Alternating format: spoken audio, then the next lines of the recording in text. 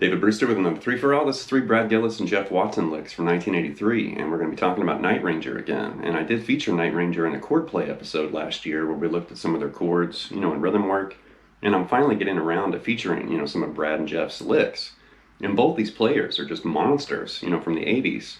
And they worked really well together. Another one of those dynamic duo, bands where the two guitarists really complemented each other and kind of pushed each other, I feel, in the studio and on stage. And definitely without question, Night Ranger rocks.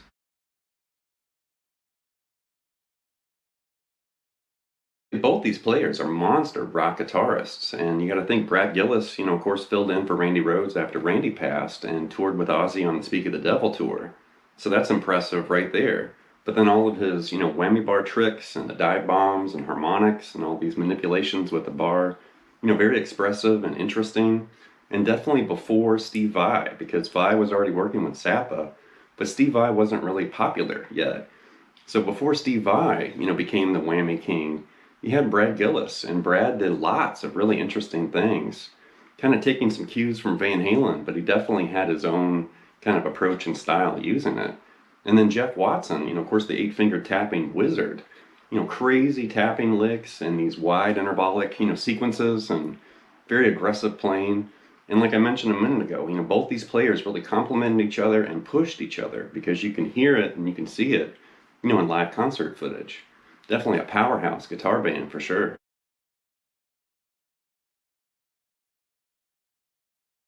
The licks in this lesson came from a live appearance in Japan in 1983, when Night Ranger was definitely on top of the world at that time. And there was a lot of great things flying around in this footage, from the concert.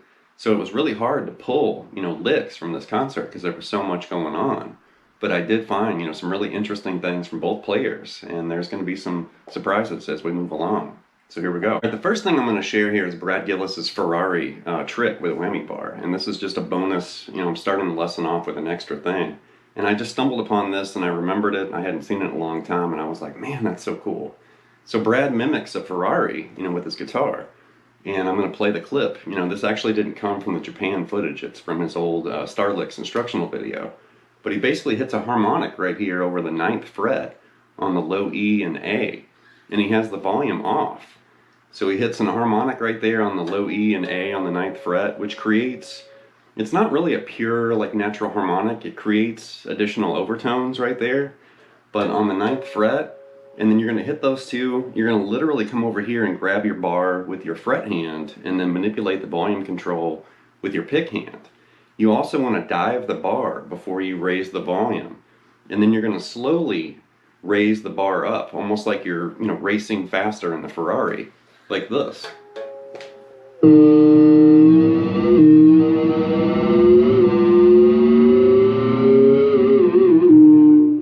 me do it one more time.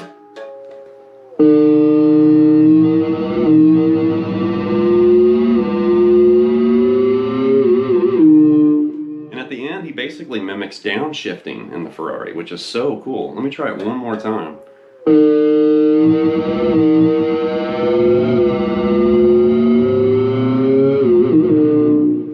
But anyway, here's the clip, and Brad's a master at doing stuff like this.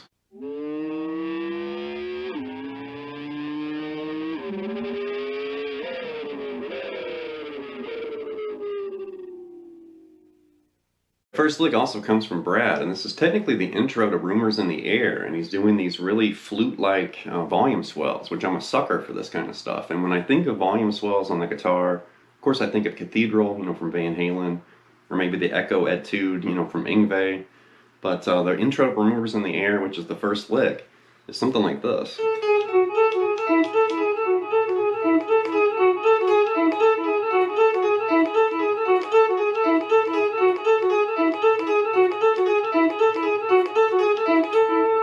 Something like that, and it's really just a 4-note motif. Something like that, but I'm using the volume, or Brad was using the volume knob, for swelling. And I have a ton of delay on my guitar right now. You can kind of hear that. And with the swelling, it creates this really almost a keyboard-like, effect. Like a cello and a keyboard. And then during the clip, you actually hear a harmony come in. So I'm going to loop this.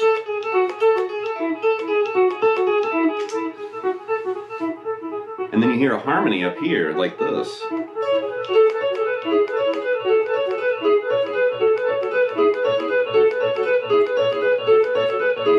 You know, really interesting and very unusual, but I love stuff like that, almost like the Ferrari. You know, something you really wouldn't expect to hear this keyboard-like sound coming out of a guitar, but it's really cool.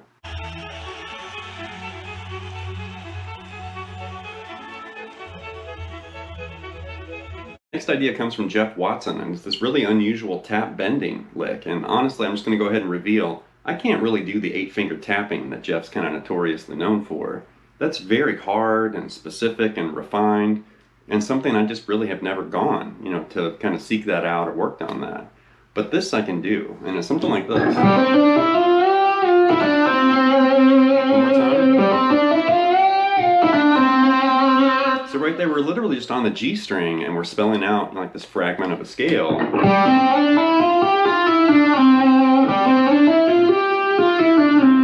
we're not doing it like that. We're literally grabbing the open G and then hammering on the C and D. And you're going to tap E and F right there with your index and middle finger.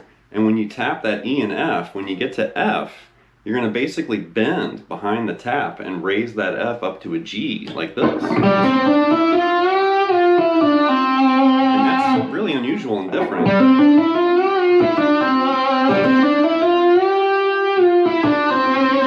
And you got to think, you know, tap bending. Think of Van Halen, of course, you know, Panama. Or,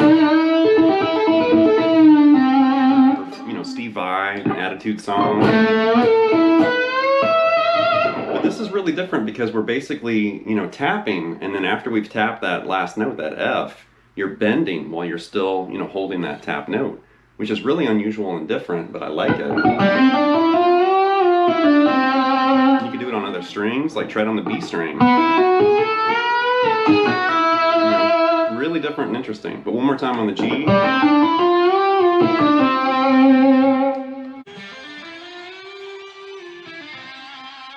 The next idea comes from Brad Gillis, and it's this really interesting bar dip legato phrase. And he's not using the pick, he's literally just relying on legato and dipping the bar for this frantic lick. Something like this.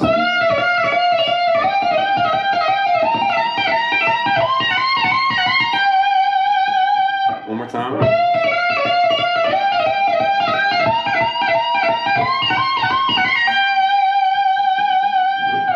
So right there, we're literally just cruising down this F, E, and D, and he's dipping the first note, that F note, and then pulling off using legato like that.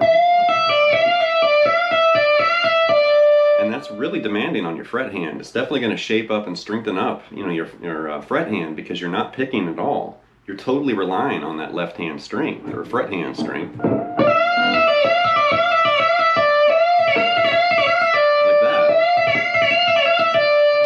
Up to this G, F, and E and do it again. And you're dipping on that G note right there, like that. And then right there, you're going to reach up and grab this B flat, G, and F. And then reach up and grab the C, B flat, and G. Like that.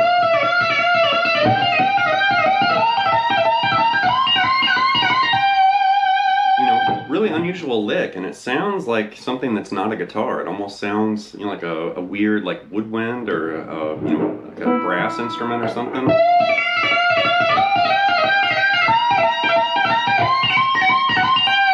Like an oboe or something. I don't know what that sounds like, but it doesn't sound like a guitar, but it's very cool.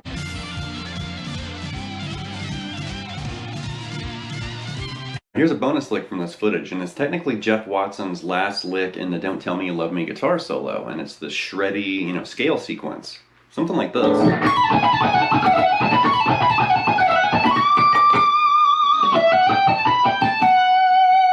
One more time.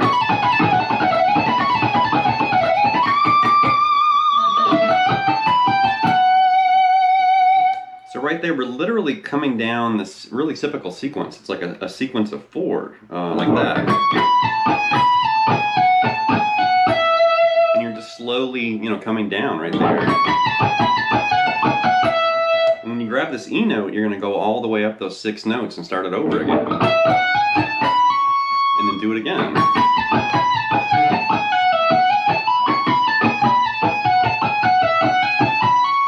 So as far as getting that lick under your belt, I would recommend just go through it really slow and then just repeat it endlessly over and over like this.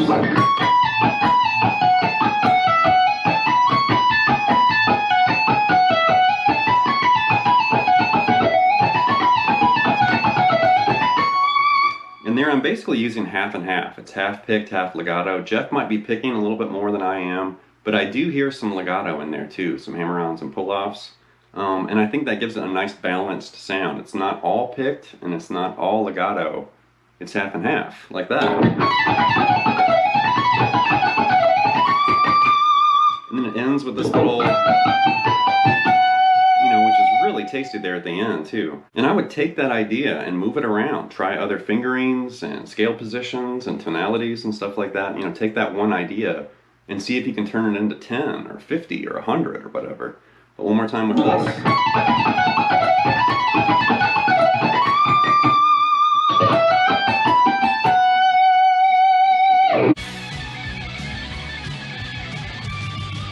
That's going to wrap this look at 3 Brad Gillis and Jeff Watson licks from 1983. And definitely these guys, were phenomenal together. I really do feel they worked well together. It seemed like their playing styles contrasted just enough to where, one guitarist would take a lead, then the other. And you could hear it, like that's Brad Gillis, that's Jeff Watson. You could hear, like who was playing what, because they did have, and they still do have very signature, musical styles and guitar styles. And it's cool to pick that out, like to just listen to something and hey, that's Jeff Beck, or that's Hendrix, or that's Brad Gillis, or Jeff Watson, or whoever. So anyway, leave some feedback and comments. Please subscribe to the lessons, and I'll be back before you know with more content and material. Thank you.